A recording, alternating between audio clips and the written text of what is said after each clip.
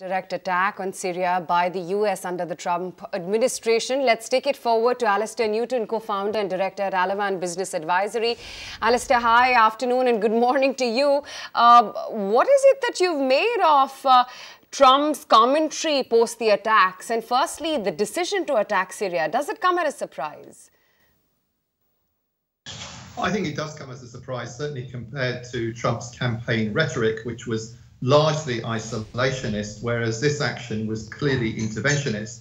What it suggests is that the power struggle which has been going on around Trump for the last several weeks, at the moment, the foreign policy realists appear to have the upper hand over the nationalists, the nationalist group, of course, led by Stephen Bannon, who was demoted, whatever he may say about it, from the top layer of the National Security Council just a couple of days ago. This does look like a victory for General McMaster, the National Security Advisor, probably aided and abetted by Jared Kushner, Trump's son-in-law, who is, of course, very close to the president, and also with the support of at least the Pentagon. And judging by Secretary of State Rex Tillerson's statement about Russia's role in chemical weapons attacks in Syria, by the State Department as well.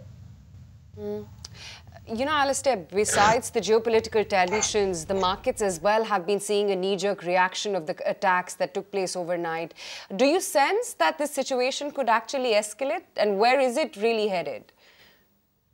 Well, I think, first of all, there clearly is a risk that the US will get drawn deeper into Syria. The slippery slope, which Obama was at considerable pains to avoid even starting down when he was president. But I also think we need to take a wider look at this. I don't believe that it was any coincidence that the attack took place during Trump's dinner with Xi Jinping last night, prior to the summit, which is taking place today. The Chinese were not forewarned about it, as far as I can gather. And I think this is designed to send a very clear signal to Xi Jinping about the US's determination to intervene as it feels necessary in its national interests. And clearly that will be principally, as far as the discussion with Xi Jinping is concerned, with an eye to North Korea, the biggest security issue on Trump's desk at this time. The question was leading to that, actually. With US now, taking a very clear stance when it comes to Syria, and of course it not being a one-off event, how do you think this is something that's going to impact, the talks between him and even the Chinese premier in relation to North Korea and even a host of other issues as well? Well, I certainly think it's going to put more pressure on Xi Jinping to accommodate some sort of arrangement with the US where China brings more economic pressure to bear on Pyongyang. Xi Jinping will nevertheless continue to push for negotiations, and I do think there is scope potentially for a deal there, as I was saying on your channel in an interview I gave last night. Trump is also bringing pressure to bear on Xi Jinping in other respects. For example, his trade guru, Peter Navarro, who wrote, of course, the infamous book Death by China, is, I understand, part of the Trump team at Mar-a-Lago for the meeting today. Clearly, that's intended to bring more pressure to bear on Xi Jinping over trade-related issues, which is the biggest bone of contention between the US and China. It's going to be a tough meeting, I think. Absolutely, and in fact, the world over, people are watching that meeting between the two major economies of the world. But Alastair, also imperative to ask you that with all of these geopolitical risks actually culminating in various pockets of the world, how safe is it really to stay in a market that's actually so vulnerable to any sort of geopolitical risks? Well, I think markets are going to have to get used to a certain amount of volatility, and I think they've been coping with that reasonably well. We've seen Brent go up by a couple of percentage points this morning as a result of the strike against Syria. That may just be a knee-jerk, it may be short-lived. I don't see any direct implications for oil resulting from this strike. Clearly, though, I think as far as politics is concerned, once the dust has settled on this event yesterday in local time, and of course on the summit which is taking place today, I think investors will return to focus principally on prospects for a big fiscal stimulus and tax reform in the US, which is the issue which has been principally driving markets as far as politics are concerned so far this year. Outside the US, of course, we still have electoral risk posed in Europe with the French elections coming up, and markets will continue to watch that very closely too. Okay.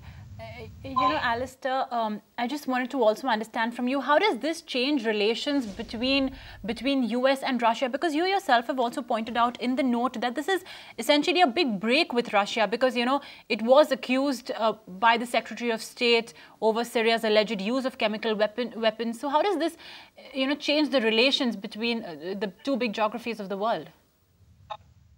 Well, clearly this is not going to be good for Russia-US relations, but then Russia-US relations were not particularly good in any case. I think we should see this as being yet another nail in the coffin of Trump's attempts to cozy up to Vladimir Putin, which I think, to be honest, have been pretty much abandoned in any case in the face of considerable pressure from Congress, both parties, of course, and the ongoing investigations into alleged collusion or suspected collusion between the Trump electoral team and the Russians during the course of the election campaign. I never felt that rapprochement between Russia and the US was particularly likely. I now think it's completely off the table. Aside of the attacks in Syria, Alastair, where do you see the talks between Trump and Xi Jinping actually heading when it comes to trade issues? Because yesterday he was almost short of mocking him, saying that it was a no event, the meeting between the two. I think that there will clearly be a discussion around a lot of dynamics of trade. As I said on your channel yesterday, I do expect Xi Jinping to make an offer of more Chinese investment in the US to try to offset the trade deficit to an extent.